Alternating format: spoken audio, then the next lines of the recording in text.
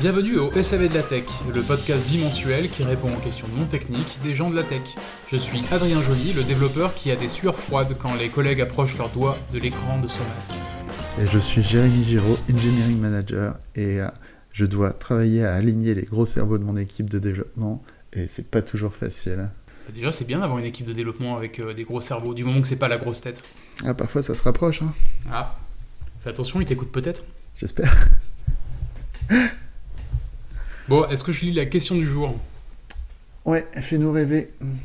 On a une question qui nous vient de Tanguy. Je vais vous lire ça. Bonjour à tous et merci pour ce podcast. J'ai changé de métier il y a un peu moins de 2 ans et vous m'aidez beaucoup à comprendre comment mieux appréhender mon nouveau cadre de travail et découvrir un fonctionnement autre que celui de ma boîte, car je ne connais qu'elle. Pour en venir à ma question, mon équipe travaille à 80% en remote et un de mes collègues, le tech lead, mais qui est très jeune et qui ne lead pas beaucoup, c'est peut-être lié, a pris la fâcheuse habitude, lors de nombreux visios sur Meet, d'avoir la caméra et le son coupés. Quand il ne s'agit pas d'un sujet à lui, il n'intervient pas du tout, même pas un mot. Et quand on lui demande son avis, il répond toujours, mais il faut souvent répéter la question ou redonner le contexte. On a clairement l'impression qu'il fait autre chose en même temps. Récemment, il est même arrivé qu'il décroche en plein mob programming, en physique, et qu'il se mette à traiter un autre sujet dans son coin. Quand le team manager le remarque, il se justifie qu'il a été sollicité par un mail pour un bug à résoudre, etc.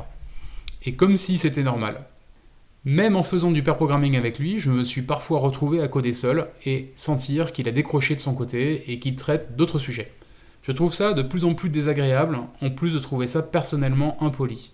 Je ne me sens pas du tout de lui reprocher directement, ni d'escalader auprès du team manager.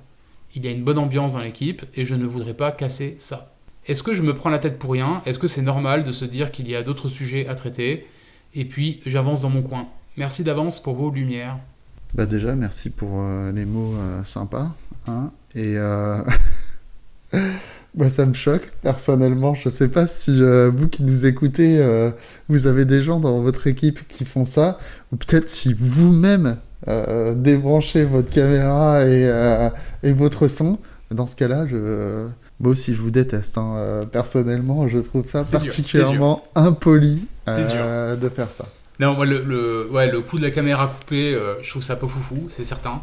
En fait, tu rates beaucoup de communication non verbale. Tu sais pas si la personne elle est en train d'écouter ou pas. Tu sais pas si elle a l'air agacée, si elle est contente. Enfin, tu rates énormément d'indices qui sont très importants, notamment dans les moments de resynchronisation d'équipe. En particulier quand tu bosses à distance, c'est très important d'avoir ces moments. Donc je partage ton avis. J'ajouterais peut-être une nuance qu'à la rigueur, parfois il peut arriver que pour des raisons X ou Y, tu ne veux pas allumer ta cam. Et c'est ok dans certains cas.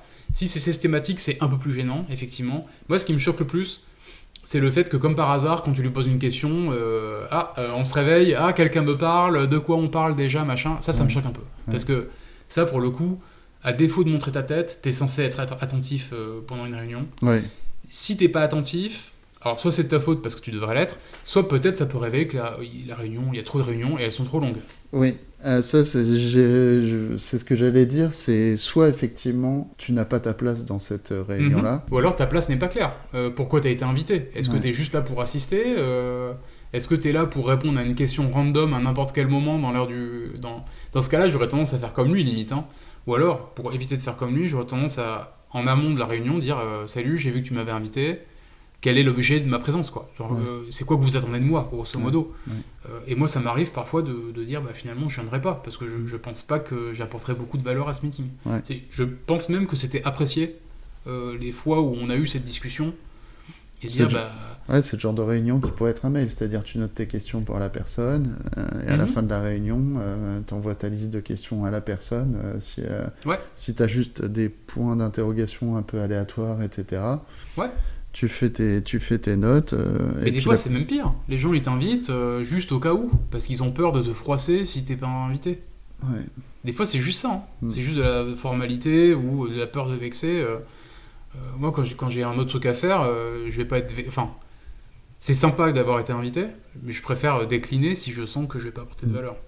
Oui, dans un sens comme dans l'autre, peut-être que le plus simple, c'est effectivement de demander à la personne, on va faire une réunion à tel sujet. Ce qui est bien, c'est que ça permet de clarifier, on va dire, l'ordre du jour aussi. Ouais. C'est-à-dire, on va faire une réunion à tel sujet parce qu'on a besoin de se synchroniser sur X et sur Y. On aura peut-être besoin de toi parce qu'on va parler de tel sujet. Est-ce que ça t'intéresse d'y participer pour rester informé à ce sujet-là, ou si tu as envie d'interagir Et la personne répond oui ou non, je ne veux pas être là, envoyez-moi votre liste de questions si nécessaire, et j'y répondrai plus tard, et voilà. Alors cette façon de faire, elle est un peu plus relou pour l'organisateur de la réunion, parce que du coup c'est elle qui va proposer manuellement aux invités s'ils veulent venir ou pas. Ça a l'avantage d'être extrêmement courtois. Quand tu prends quelqu'un qui est très pris, je pense que ça vaut le coup. Après, quand c'est qu'un membre de l'équipe, j'ai envie de dire, par défaut, tu l'invites, et c'est au membre en question de... S'il n'est pas sûr de est-ce que je vais être utile dans ce meeting, tu rebondis, t'envoies un petit message sur Slack et tu dis « Ok, est-ce que j'ai vraiment besoin de venir à ce truc-là ?» Et je rajoute un peu de poids sur ce que tu disais. L'ordre du jour, c'est hyper important. J'irai un cran plus loin. Savoir qu'est-ce qui est attendu en sortie du meeting est hyper important. Et ça, normalement, ça te permettra de savoir un peu plus si ta présence, elle est nécessaire ou pas. Ouais. Typiquement, si c'est un brainstorm... Des fois, tu as des réunions, c'est juste des brainstorming. Donc, tu veux juste des sorties en idées. Des fois, c'est une décision. Et selon les personnes que tu invites, tu peux être plus ou moins approprié pour tel ou tel type de sortie d'attente en sortie de meeting. Ouais. Mais ça permet d'éviter le FOMO aussi. C'est-à-dire que... Il y a un truc... Fear of missing out. Il faut le dire quand même pour ceux qui ne connaissent pas. Et l'idée, c'est... Enfin, là, on parle de la réunion, mais on parle pas de la personne qui est là avec sa caméra qui est off. Et je trouve ça un peu désagréable quand même, quoi. Et pourquoi la personne est là? Pourquoi elle n'a pas juste refusé? Est-ce qu'elle veut être là parce qu'elle est dans une forme de contrôle aussi? C'est-à-dire, j'en ai rien à foutre de ce que vous dites, mais si jamais il y a un truc qui m'intéresse, je vais être là pour juste imposer mon truc. Faut accepter aussi que si t'es pas là, tu perds, entre guillemets, ton pouvoir d'interagir. Il y a un équilibre à trouver, peut-être. Ouais. Et d'autant plus, ça me sortait de l'esprit, là, mais la personne en question qui met pas sa cam, c'est le tech lead. Ouais. Donc c'est censé être, alors peut-être pas un modèle dans l'équipe, mais en tout cas, t'as des responsabilités supplémentaires. T'es censé montrer ce que t'attends des autres. Et je pense que quand t'es un leader, t'as plutôt intérêt de montrer l'exemple. Il me semble que c'est important. Si tu veux que les collègues y mettent leur cam, tu mets ta cam, quoi. Ouais. En fait, il faut montrer de la vulnérabilité si tu attends que les autres se montrent vulnérables face à toi. Pas vulnérable dans le sens où je vais te bouffer, mais vulnérable dans le sens où s'ils ont l'air pas très réveillés ce matin, c'est pas grave, ils l'assument, ça arrive, quoi. S'ils ont pas compris qu'ils font un peu la moue pendant que tu parles d'un sujet, tu te montres vulnérable en faisant ça, mais c'est sain parce que ça permet à certaines personnes de se rendre compte qu'il y a un truc qui n'était pas clair et de leur expliquer. Alors que si on voit pas les expressions du visage de chacun, on croit que tout le monde a compris, on croit que tout va bien se passer et au final ça se passe pas bien. Parce que clairement on a raté des indices qui montraient qu'il y avait besoin d'approfondir certains sujets. Bon, après, c'est peut-être une discussion à avoir avec l'équipe, comme beaucoup de choses. Dès qu'il y a des attentes, là, il y a l'attente que la caméra soit allumée. Est-ce qu'elle a été manifestée visiblement, il y a le problème qu'avec cette personne-là. Alors, si c'est un problème individuel, moi, je t'avoue qu'en général, je préfère aller directement... quand il y a quelque chose d'individuel, de confronter. Enfin, pas forcément confronter au sens on va se battre, mais de mettre au clair les choses entre moi et la personne. Si moi, je trouve ça désagréable, je vais peut-être lui dire... arriver à trouver un moyen pour communiquer ça. Il dit je veux pas en parler à mon manager. Je trouve ça dommage aussi parce que le manager, entre guillemets, il est là pour t'aider à trouver la bonne formule, entre guillemets. Ouais, même si c'est déjà une escalade en soi. Normalement, le manager, il est encore au-dessus du tech lead, non? Je sais pas, c'est pas très clair, effectivement. Ouais, mais bon, peu importe, en tout cas... Dans la mesure du possible, oui, c'est mieux d'en parler directement que la personne. Si, comme tu le disais. Ouais. Mais si tu sais pas comment poser la question, tu peux. Enfin, moi j'aime bien dire durant mes one-one, dire j'ai telle situation avec telle personne, je sais pas comment aborder le sujet, comment tu ferais, qu'est-ce que tu penses qu'il est mieux de faire. Est-ce que je vais directement lui parler? Est-ce que tu vois, le formuler sous forme d'une question, ça peut aider. Il y a de fortes chances, et c'est le conseil que j'allais donner, que le manager dise et une discussion avec cette personne. Et là, tu vas employer de la communication non violente pour effectuer ta demande. Ça sous-entend que si tu rentres dans cette pratique-là, il faut que tu saches pourquoi ça te pose problème. Donc il faut arriver à déjà identifier quel sentiment. Alors là, je pense que Tanguy l'a mentionné. C'est désagréable. Alors, désagréable, c'est un peu vague, mais impoli. Donc j'imagine que quand tu vois de l'impolitesse, ça crée, ça t'énerve en fait. Peut-être que tu ressens un sentiment d'injustice, j'en sais rien. En tout cas, il faut que Tanguy arrive à dire en quoi c'est un problème pour elle, émotionnellement, et si possible factuellement. Dire, tu vois, par exemple, peut-être que c'est un sujet, le fait de perdre le temps de devoir expliquer quelque chose qui vient d'être dit, juste parce que la personne en question n'a clairement pas écouté. J'ai envie de reprendre l'autre exemple aussi, qui peut être étayé super simplement. C'est-à-dire que si toi, tu es en train de pire coder avec quelqu'un et que l'autre, d'un seul coup, se met à répondre à des questions clients par email ou à débugger un autre truc, moi, je serais là, écoute, t'as l'air occupé, tu veux qu'on reprogramme le truc à un autre moment, ou un moment où tu seras 100% disponible pour t'occuper de moi. D'autant plus si t'es le team lead et que je suis quelqu'un d'un peu junior, j'attends d'avoir du backup dans ce genre de situation, ou une attention qui est plus ou moins totale. Et je peux avancer sur le fait que moi, je l'ai pris ce créneau pour pire programmer. C'est-à-dire que moi, j'ai alloué ce temps-là et que toi, tu respectes pas mon temps, en fait, quand tu es en train de faire ça. Si jamais tu t'as dit qu'on pire codait, bah d'accord, on se fixe, on le met dans le calendrier, on se prend un créneau et on se met d'accord sur le fait que rien ne pourra nous déranger. Sauf si un truc se met à brûler dans un coin de l'open space et qu'on doit tous sortir. Mais je veux dire... ou pire, en fait là où j'apporterais de la nuance, c'est que justement en tant que tech lead, peut-être que cette personne est aussi responsable de quand il y a un incident en prod. Qu'est-ce qui se passe si tu as un incident en prod pendant que tu percodes? Tu continues à percoder? Ça peut pas être... dans ce cas-là, tu délègues.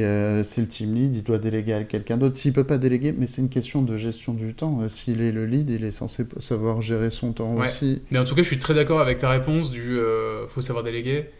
Parce que là, j'ai émis l'hypothèse que c'était la personne qui était responsable, le tech lead était responsable des incidents, mais peut-être que déjà, ça, c'est peut-être pas une très bonne idée d'avoir cette double casquette.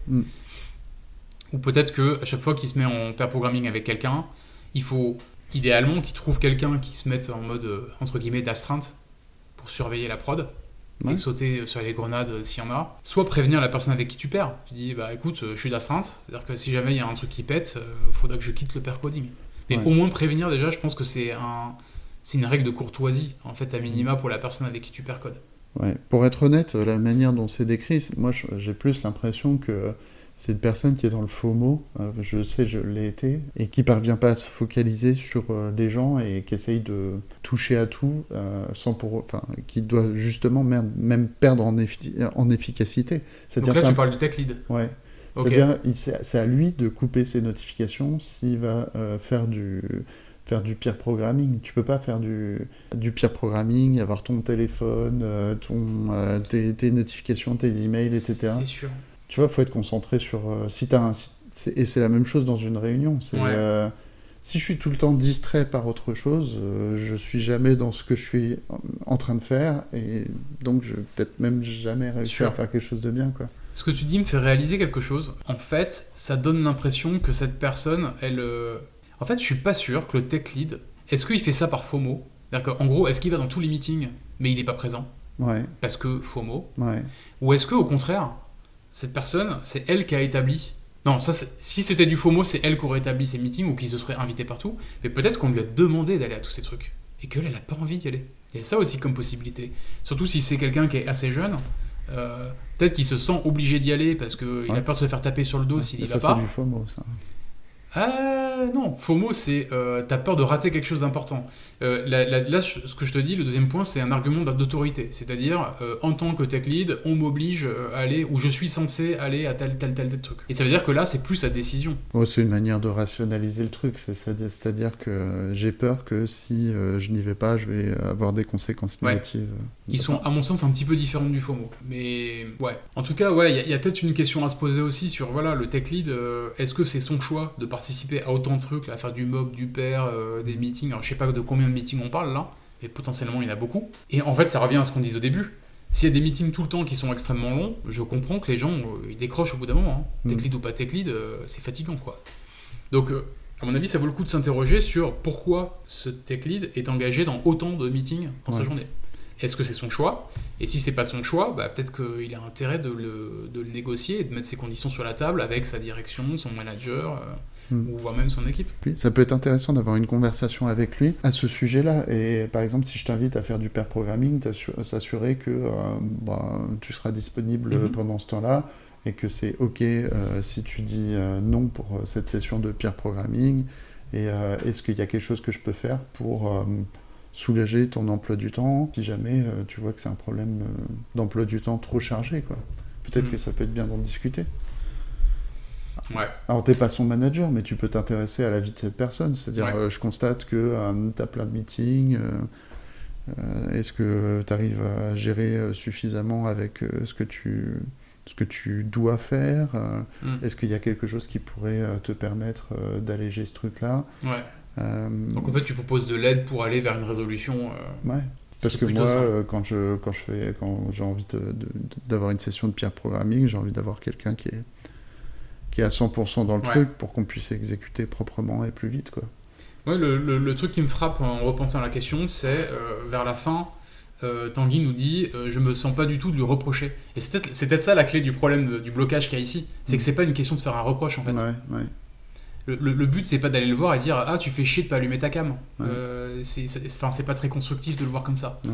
Il vaut mieux le voir en mode écoute, moi ça me rend mal à l'aise de pas voir le visage des gens quand je suis en communication avec eux. Ouais. Je pense que je rate énormément de signes qui seraient importants pour moi, voire même importants pour l'équipe, pour arriver à voir les nuances les grimaces que tu peux peut-être faire, ou peu importe tout le non-verbal, quoi. Donc le manifester plus comme un besoin qui n'est pas aujourd'hui validé par le comportement de ce tech lead. Et cette discussion-là, ça peut être aussi l'occasion de comprendre, peut-être sans forcément faire un interrogatoire, mais de dire en faisant ça, tu donnes la possibilité à la personne de se justifier. Peut-être qu'elle va te dire bah écoute, ma cam je l'allume pas parce que j'ai 6 enfants qui foutent le bordel derrière moi et ça va vous distraire. Et peut-être qu'il a une très bonne raison en fait, tu vois. Et dans ce cas-là, on peut trouver une autre solution. Et donc c'est plus un reproche, c'est une négociation en fait. C'est j'ai des besoins à combler. Toi, tu as des contraintes, tu as des besoins aussi à combler. Essayons de trouver un truc qui fait qu'on est soulagés tous les deux, en fait. C'est ça. Ça fait appel à l'empathie, effectivement, pour établir un canal de communication qui nous permet de résoudre le problème, quoi. En tout cas, pour les dernières questions, est-ce que c'est normal de traiter d'autres sujets en parallèle? Je pense que oui et non. Tu disais tout à l'heure, s'il y a un feu, oui, heureusement que tu... Ouais, mais dans ce cas-là, tu es explicite. Tu dis, excuse-moi, là, il y a un problème. Je m'écarte et on reprogramme cette session pour plus tard, par exemple. Ouais. En fait, en commençant l'activité de groupe, tu mets un préambule. Tu dis, je vous préviens, je risque d'être interrompu pour telle raison. Par contre, je laisse de côté telle autre responsabilité pour pouvoir me consacrer, montrer que tu fais un effort, quoi. Ouais. Mais ça demande de la maturité et peut-être que le technique n'a peut-être pas cette maturité-là. Il a été peut-être projeté dans son rôle sur lequel il a beaucoup de choses à faire. Ouais. Et je pense que c'est important d'arriver à bien décomposer les choses et bien dire aux gens, effectivement, si tu n'es pas disponible, que tu n'es pas disponible. Si tu es interrompu, que tu es interrompu et que tu reprendras le fil avec la personne plus tard, que tu t'excuses. C'est aussi faire preuve d'empathie et de respect du temps de l'autre. Donc c'est là, sur ça, il n'y a aucune excuse, quoi. Ouais. C'est pour ça que c'est important de bien manifester ce truc-là, quoi. C'est-à-dire, si tu es en pair programming, que l'autre personne elle commence à décrocher, etc., moi, c'est direct. Je vois que tu es occupé sur autre chose. Si c'est plus important, il n'y a pas de souci, on reprogramme, tu vois. Tu peux l'exprimer comme ça, histoire de dire, là, on est en train d'empiéter sur mon temps. Et... Donc, qu'est-ce qu'on peut conseiller, en résumé, à Tanguy? Moi, j'ai envie de lui dire, déjà, parle avec ton tech lead. Ouais. Il n'est pas question de faire un reproche, il est question d'exprimer des besoins que tu as et qui, aujourd'hui, ne sont pas comblés. Ouais. Et voir si vous pouvez trouver un juste milieu. Et je pense qu'en termes de demande, on a mentionné plein d'idées, celle de mettre en préambule les conditions selon lesquelles on s'autorise ou pas à être interrompu ou interrompre la séance, le fait d'utiliser la cam ou pas, c'est des choses qu'il faut que vous discutiez ensemble en fait. C'est pas un reproche, quoi. C'est une négociation encore une fois. Autre élément important qui te paraît important de rementionner sur la fin? Rapidement, l'équipe travaille à 80% en remote. Est-ce qu'il y a un guide du remote, des best practices, etc. Dans l'équipe? J'ai l'impression qu'il y a un précédent qui est établi, mais ça peut être bien d'expliciter les règles du travail en remote. Ouais, quoi. Tout à fait. Parce que le fait d'arriver vers un guide ou en tout cas un accord, ça te force à réfléchir à qu'est-ce qui est important pour l'équipe et comment on veut travailler ensemble. Est-ce qu'on a répondu à la question de Tanguy, selon toi ? Je dirais qu'il y a déjà quelques premiers éléments qu'il peut utiliser pour aborder la personne. Et en tout cas, si jamais il a abordé la conversation, je l'invite à nous recontacter. Ça pourrait être sympa, ou à nous dire quelles sont les choses qui ont changé suite à la conversation. Carrément, n'hésite pas. Et pour les autres, sachez qu'on est toujours ravis de recevoir vos questions que vous pouvez soumettre sur notre site web, lesav.tech. On sera ravis de les adresser lors des prochains épisodes du SAV de la Tech. Vous pouvez choisir de les envoyer de manière anonyme. Dans ce cas-là, on vous attribuera un prénom de notre choix. Ou alors, vous pouvez mettre votre vrai prénom si vous le voulez. C'est vous qui choisissez. Eh bien, merci Adrien, et merci à vous, auditrices et auditeurs, et à dans 2 semaines pour le prochain épisode. Ciao! Bye!